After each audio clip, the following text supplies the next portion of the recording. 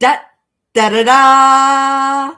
What's my good cheer? Welcome, everybody. Let's give YouTube a couple of minutes to get those notifications out. Let people know I've gone live. And in the meantime, if you've never met me before, hi, I'm Cindy. I explore the inside and the outside. And if you hang out with me during the week, this is my Monday to Friday show. And I open the show the exact same way. It isn't that repetitiveness, because I understand that, it's a matter of introducing new people. And on the norm, I have my regulars who show up often, if not regularly. But it's in introducing myself to new audience, right? New people to join in the fun. Well, it's not always fun if you hang out with me for any length of time, Monday to Fridays. It can be heavy. I work in emotions. I work in emotions specifically for myself. Hello, Kathy. I work in emotions specifically for myself, but in sharing on my platform, I think a lot of the content that I dig into could be perceived as too heavy, right? If not disinteresting or even sometimes traumatic, right? Triggering in its content. And my intent is always to get the sorry, I didn't put my ponytail in. My intent is always to help, but help in a way that it's the truth. It's not sugar coated. It's but it is brought to the table in the discernment that is my intent to get the message across without triggering people, without getting people upset, not for my own sake, but for your sake, right? That you can able to get that work done without messing up your life and actually being able possibly to enjoy the conversations and to realize that you're not in it by yourself. We are all in it to different extents, but we've all got work to do. Sometimes it's in those lessons that we get that aren't really relevant, but they make for good content. And when they say don't look at the past, right? Leave the past in the past. And from my own experience, I've come to recognize, maybe it's in that directive not to look into the past so that you don't recognize where you might have, right, got it wrong, where you might have misstepped, or somebody else might have misstepped and you've taken it on as your responsibility, your fault. And it is in that balance. None of us is perfect, but we only have control over our own actions, our own thoughts, and our own emotions. But quite often, there is a lot of influence out there, right? And it's to each one of us to feel it out, right? To really feel, our favorite content creators, those people that we actually want to move with and stuff, that we can actually make those decisions for ourselves and be committed to those decisions, right? To be able to not be afflicted or right, influenced by anything other than what's true for you, right? Not necessarily what's true for everybody else. Now, I don't know how long my live is going to be today because I don't know if you could hear it in the background, but my smoke detector broke, and it's not run by battery. I know that because I tried to change the battery and it's wired in. And it's 9 o'clock at night. My maintenance man has already called it a day. I get up at 7 o'clock in the morning every day, and he is hard at work snow plowing. And he's not snow plowing. When I say snow plowing, he's getting his shovel out there, and he's already hard at it. So at 9 o'clock at night, I think probably for, the 8 hours that I'm going to sleep, that I can manage, right? I'll just sleep under my blankets and wrap my head. I'm sure I've got some earplugs somewheres, but, right, even for myself, it's hard for me not to notice that it is in the background. No, it's not yours, Kathy. It's my fire detector out there. I don't even have a toaster, but whenever I put something in the oven or cook something on the stove, because we don't have hoods in the apartments, like to get exhaust out of the house, it doesn't take much to set them off. And sometimes in trying to turn these, I'm going to take my part of the responsibility for it, that possibly it just irritated me a little bit too much, and I was a little bit rougher in trying to get the alarm to turn off, that I broke it in some way. It's possible because I set this alarm off, I would have to say, at least every second day. But it's easy to turn off. I just take my broom and I hold it up against that button as tight as I can and just wait for it to just go off. And it usually works for me. But today, well, when I got it off, I noticed every minute it is giving a little beep. And I've been a caretaker in apartment buildings myself, so I recognize when, right, that the fire detector is not working. It didn't even cross my mind because every fire detector that I've worked with has been battery operated, not wired in.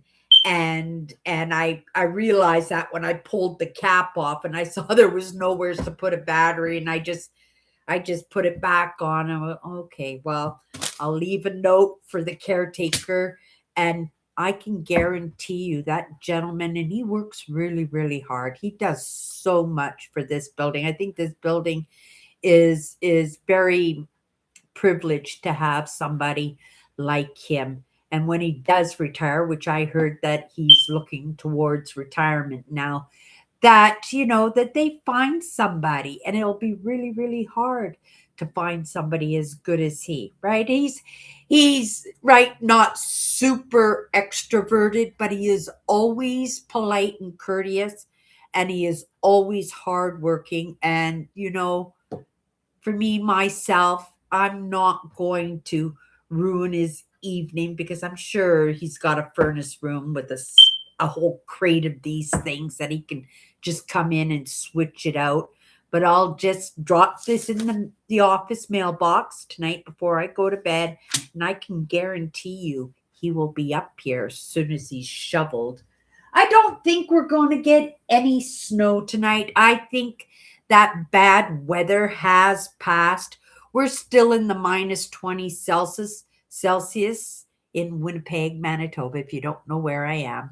And so it's still cold, but at least that rain and that that snow and that blowing snow is over and done with for the moment. It's kind of moved east, a little bit south to east, and a little bit south too. And so some of the northern states of the USA is under watch also.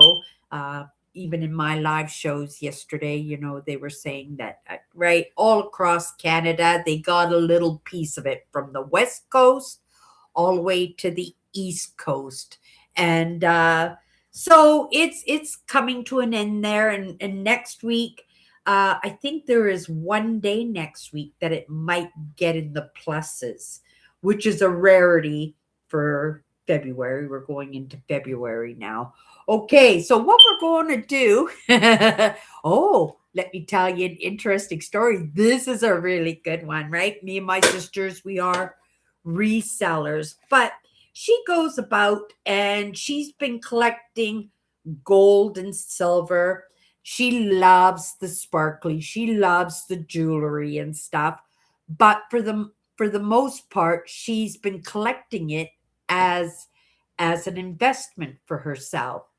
And she quadrupled her investment in that night, right? And I'm going to list whatever, right, the gold buyers didn't buy. It's just gold and silver. She had a big Safeway bag, and we were all sitting there in the chairs, and it's like musical chairs. As soon as one goes to a booth, then right there's a spare seat, and the next person sits down, and everybody shuffles right until it's their turn. And there was about, oh, I guess about 10 people in the building, and she had to drop the jewelry off, and they did a process of it, and then they gave her a call. They said they gave her a call. She never got the call, but she went in today, and yeah, they wrote her a check, a big, big, big check, a check that was so big that heads whipped when they heard the woman say, "Oh my goodness, you're getting da da da da da da," and they just went like this because they probably just came in with a few forks or a couple of rings or something. My sister came in with a Safeway bag.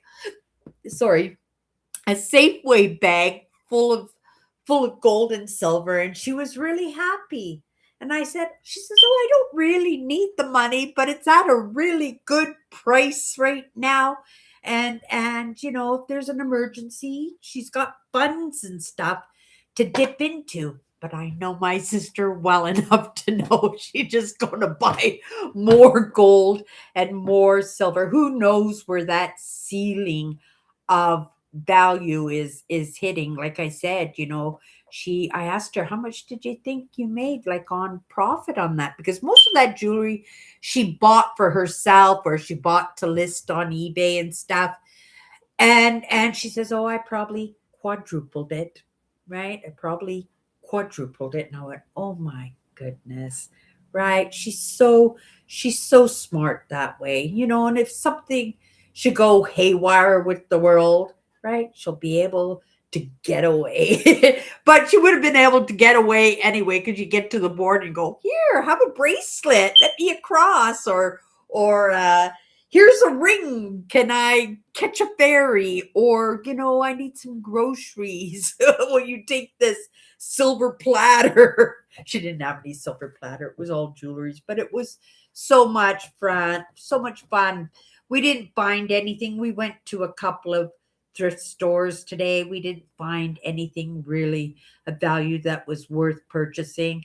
She did find a few things during the course of the week, really neat things too. Let me show you one of these. I don't know, Kathy, if you have ever seen anything like this, but she got 6 of them. They're wood coffee cups. They're specifically meant to put a rope on and put on your backpacks, I think. But I have 6 of them. They're made in Norway or Finland, and yeah, they're very, very expensive. She's got 6 of them here. I'll probably list them for 75 or $80. She paid $1.99 each for them, so I'll be listing those tomorrow. And whatever silver that they wouldn't take, because they don't buy Mexican stuff and everything, but I'm going to list it and I get half.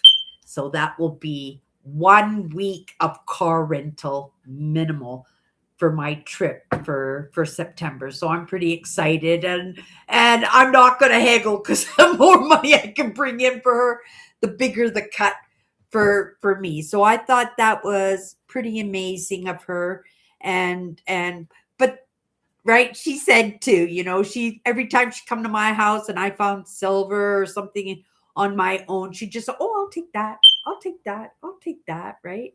And yeah, I hope my fire alarm, I just didn't consider it now because I hear somebody talking out in the hallway. I hope it's not bothersome to the people in the hallway.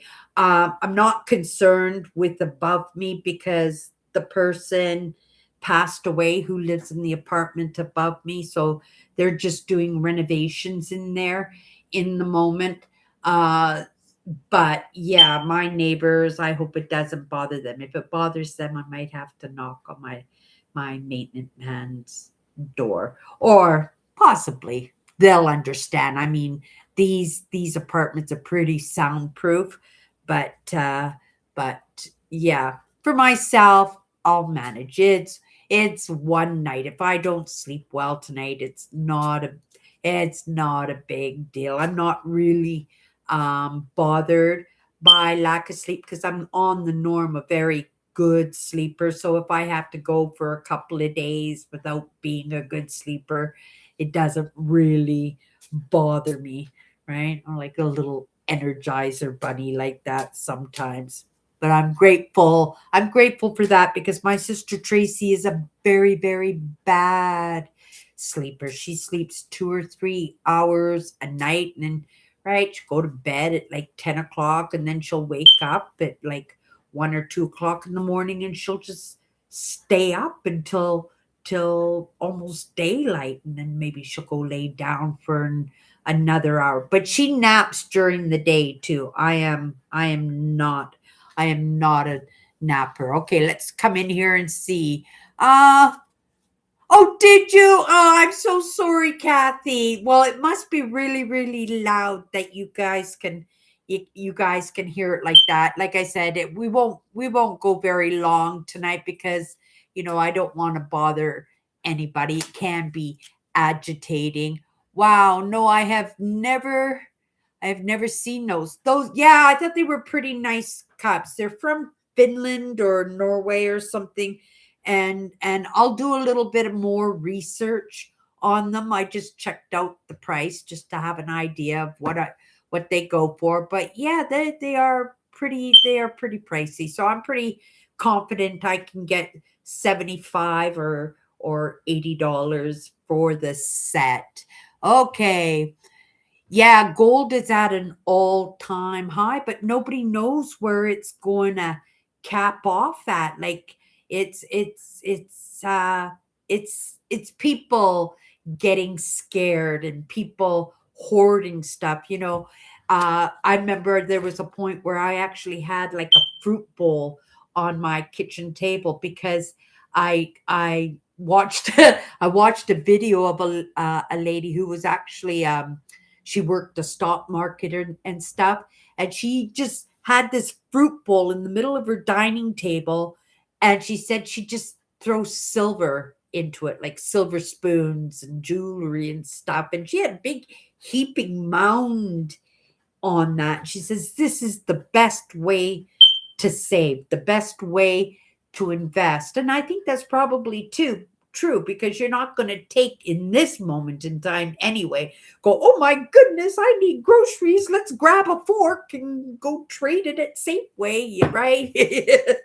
Right. So yeah, and she was pretty well to do. Her house was beautiful. Well, at least her dining room was quite beautiful. And if her dining room was that fancy, I'm sure the rest of her house was that fancy too. I don't remember her name. It was quite a while ago, and I don't save the silver anymore because my sister just grabs it when she spots it anyway. Okay, you guys, it has been a very interesting week. It really has been, and absorbing the lessons, and just in those relationships, those dynamic relationships that we have, that sometimes that, it's hard to absorb a new perspective when you've had a perspective about something for so long that it's so embedded and so rooted and grounded in you.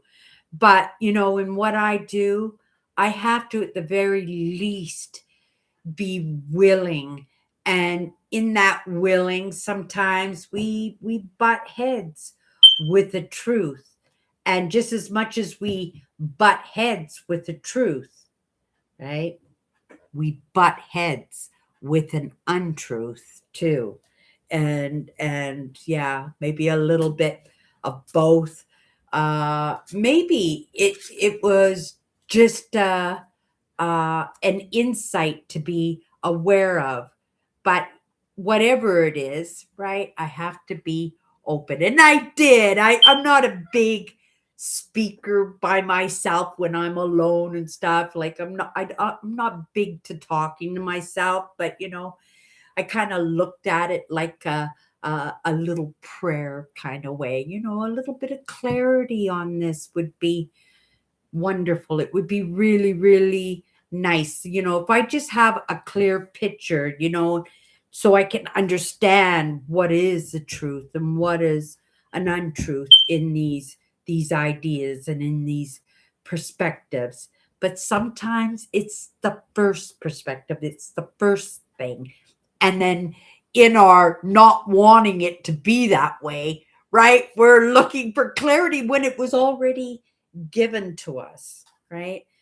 And in that experience yesterday, Kathy was with me yesterday. Hello, Eugene.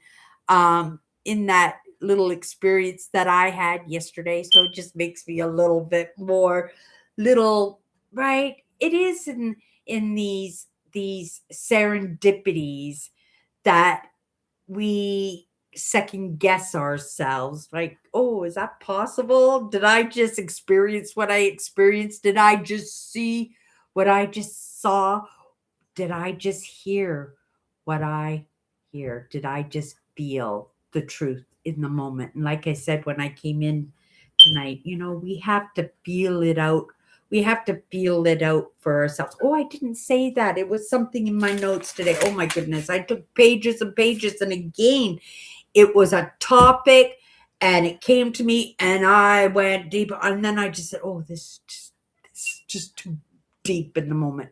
But that lesson, I think, was specifically for me in that question that I asked in saying, oh, a little bit of clarity would be nice, right? And then all of a sudden, I'm writing novels. I'm writing novels here.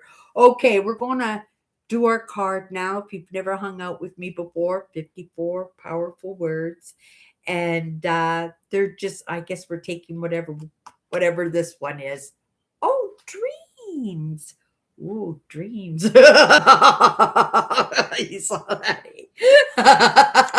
Because you guys, I have been waking up to the mist and the fog of something. And sometimes it's just like a few seconds, and sometimes it's a couple of minutes of this. But I am a big believer in the reading of dreams, and we're just going to send some good cheer out to the fire trucks and the paramedics. They're just driving by right now. Get to your destination, knock on that door, and have them answer and say everything's okay now, right? False alarm. And they can just turn around, go right back to the station.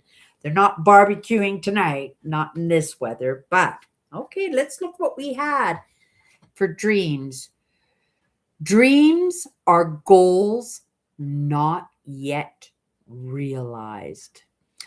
I don't know about that now because, when I put it's curious that I have this and what first perspective that came into my mind, right? Dreams are goals not yet realized because I'm not a big dreamer. I'm not a right. And for the past years and years and years, I didn't dream at all. At least I don't believe I dream. They say everybody dreams because your eyes flutter underneath your eyelids and stuff.